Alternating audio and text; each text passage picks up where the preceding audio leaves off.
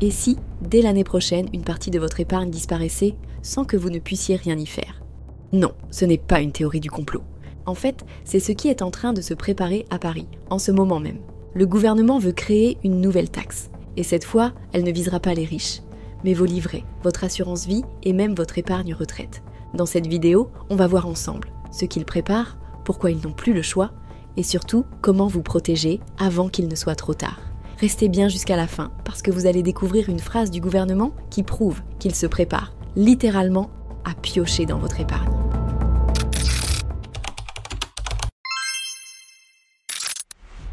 Tout a commencé en septembre 2025. Souvenez-vous, la fameuse taxe Zuckman portée par la gauche. L'idée, faire payer les ultra-riches, les milliardaires, les héritiers, les grands méchants. Bref, un discours parfait pour les plateaux télé. Mais en coulisses, un autre scénario se préparait. Le 6 octobre 2025, juste avant sa démission, le Premier ministre Sébastien Lecornu propose un nouveau plan, une taxe sur le patrimoine financier.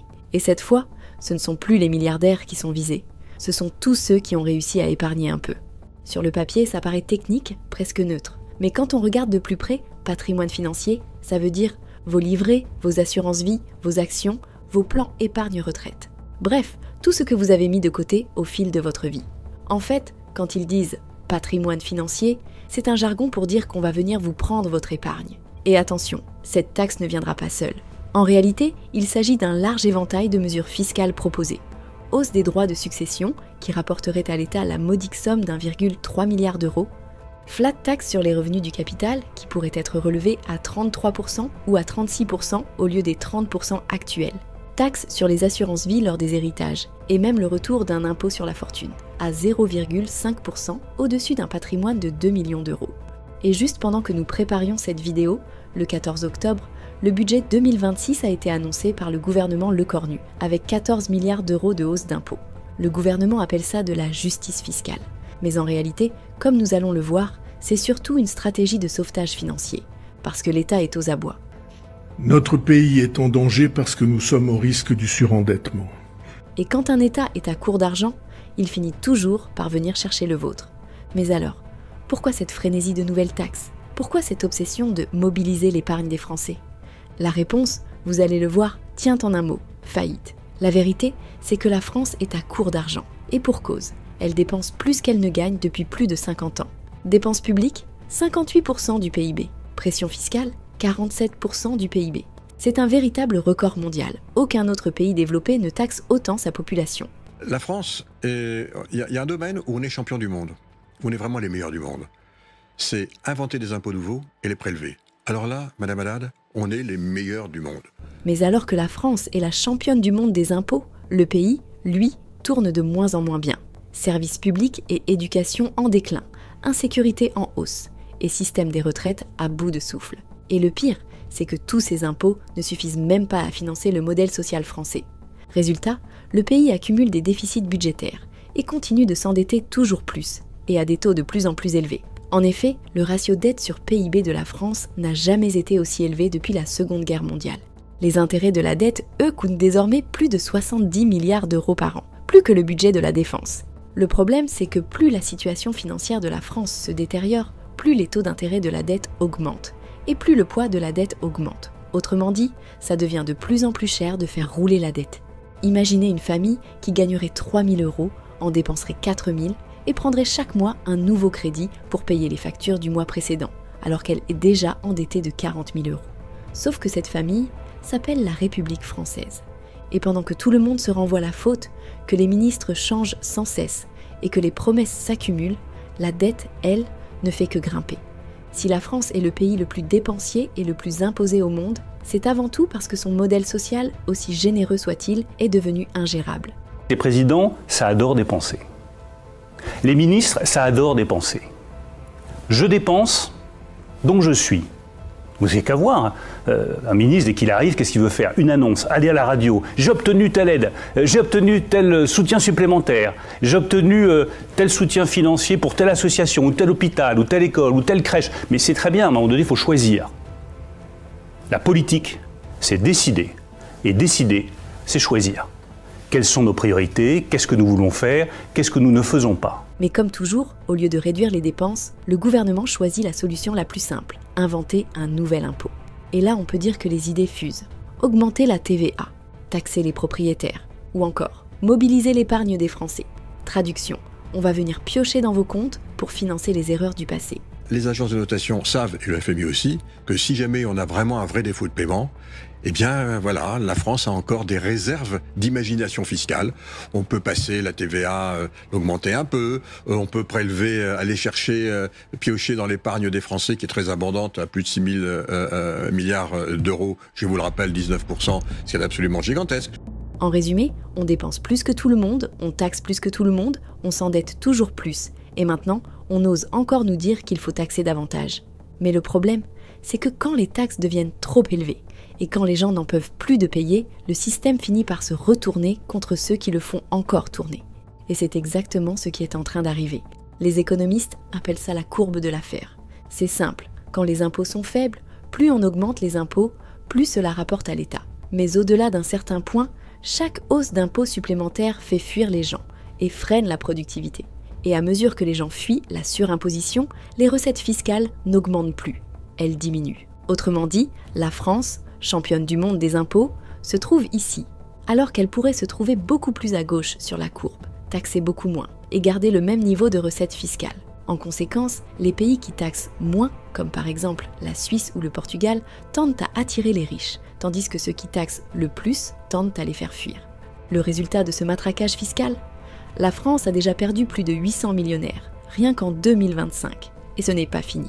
Cette année, elle vient aussi de passer de la 5e à la 10e place mondiale en nombre de millionnaires expatriés. Autrement dit, la France est en train de devenir un repoussoir. Et ça ne concerne pas que les ultra-riches. De plus en plus de professions intermédiaires partent aussi. Médecins, ingénieurs, artisans, entrepreneurs, tous fatigués de travailler plus pour gagner moins. C'est vrai que vous n'aviez peut-être pas, nous n'avions pas conscience en tout cas de l'ampleur de cette fuite des cerveaux, comme on dit, des jeunes diplômés de nos écoles de l'élite. Qu'en est-il les faits ? Voici les indispensables avec Lucille de Villers.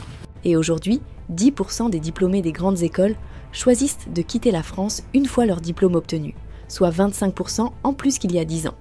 Autrement dit, la France est en train de chasser les plus productifs, et elle n'incite pas sa population à produire plus. Après tout, qui choisirait de travailler davantage si c'est pour se voir ponctionner 50% de ce qu'on gagne ? Et c'est comme ça qu'au lieu de s'enrichir, la France s'appauvrit. D'ailleurs, le déclassement de la France est encore plus flagrant lorsqu'on le compare avec un pays comme les États-Unis. En France, le PIB par habitant a complètement stagné depuis la crise financière de 2008, alors qu'aux États-Unis, il a continué à augmenter sans relâche. Bref, pour résumer, les impôts, c'est comme un citron. Si vous pressez trop le citron, il finit par ne plus rien donner. Mais le problème, c'est que quand les plus productifs s'en vont, à la fin, il ne reste plus qu'une seule catégorie à ponctionner, la classe moyenne. Donc si vous pensiez être à l'abri, détrompez-vous. Même si vous avez juste quelques milliers d'euros sur un livret A ou un PER pour votre retraite, vous êtes dans la cible. Car ceux qui partent, ce sont les plus riches. Ceux qui restent, ce sont les classes moyennes, les familles, les salariés, les épargnants prudents. Une fois qu'il n'y aura plus que ça, ce sont eux, vous et nous qui serons mis à contribution. On vous dira que c'est pour l'équité et que chacun doit faire un geste pour la France. Mais en réalité, c'est parce que vous ne pouvez pas fuir. Donc attendez-vous à ce qu'on vienne chercher de l'argent directement dans votre épargne, au travers de nouvelles taxes. Mais ce n'est pas tout, car le plus vicieux dans tout ça, c'est qu'en plus des impôts qui augmentent, il existe une autre forme de ponction de votre argent dont peu de gens ont conscience. En effet, quand taxer ne suffit plus, il reste une arme encore plus sournoise, celle que tout le monde subit sans la voir. Quand taxer ne suffit plus, qu'est-ce qu'on fait ? On imprime de la monnaie. La BCE crée de la nouvelle monnaie, qui est utilisée pour financer les déficits budgétaires. Résultat, votre euro, qui a déjà perdu à peu près la moitié de son pouvoir d'achat depuis sa création, continue de perdre encore une partie de sa valeur chaque année. Techniquement, il n'y a pas besoin de voter une nouvelle taxe. L'inflation, c'est la taxe parfaite, invisible mais dévastatrice. C'est l'impôt que vous ne voyez pas. Vous ne voyez pas la ponction sur votre compte, et pourtant, elle est là, chaque jour, dans votre panier, votre facture, votre plein d'essence. Évidemment, taxation et inflation ne sont pas exclusifs. Soyez donc certains que vous aurez droit aux deux. Mais alors, quand on se retrouve pris au piège dans un étau entre taxation et inflation, comment on fait pour se protéger ? Eh bien, il existe des solutions, mais elles demandent de changer complètement de manière de penser. Une de ces solutions, c'est de trouver une façon d'épargner en dehors du système. Parce que le problème, c'est que ce que vous possédez sur un compte, ils peuvent le taxer. Ce que vous possédez en immobilier ou en actions, ils peuvent le surtaxer. Ce que vous possédez en euros, ils peuvent le dévaluer. Mais ce que vous possédez hors système, ils ne peuvent ni le censurer, ni le confisquer. Certains choisissent l'or, d'autres les actifs tangibles ou les objets de collection. Mais il existe une autre solution, plus moderne et beaucoup plus pratique. Je ne sais pas si vous vous en rendez compte, mais il y a une raison pour laquelle Bitcoin est en train de devenir de plus en plus populaire. Bitcoin, c'est l'actif hors système par excellence. L'or en banque, on peut le confisquer. Les comptes bancaires, on peut les bloquer. Mais des bitcoins que vous détenez vous-même, personne ne peut vous les prendre. Et d'ailleurs, on peut même se demander si ce n'est pas justement pour ça que nos dirigeants le craignent autant. Bref, je vous le disais au début, votre argent est en danger, et vous savez maintenant pourquoi. Nous avons vu ce même scénario se dérouler maintes fois dans l'histoire. L'État est pris au piège d'un modèle qu'il ne maîtrise plus, et il viendra chercher ce qu'il peut, chez ceux qui ne se défendront pas. Autrement dit, le système ne vous sauvera pas, il se sauvera lui-même, à vos frais. Mais il est possible de se défendre. Et cette fois, vous pouvez agir avant que la ponction n'ait lieu. Comprenez l'économie, comprenez la monnaie, et sortez au moins une partie de votre argent du système avant que le système ne vous le prenne. Voilà, c'est tout pour aujourd'hui. Si cette vidéo vous a aidé à comprendre ce qui se prépare, mettez un pouce bleu, partagez-la, et surtout, abonnez-vous pour ne pas rater la suite. En attendant, on vous donne rendez-vous la semaine prochaine pour une nouvelle vidéo. Et si vous avez aimé cette vidéo, allez voir cette autre vidéo où on vous explique pourquoi l'euro pourrait s'effondrer d'ici à 2030.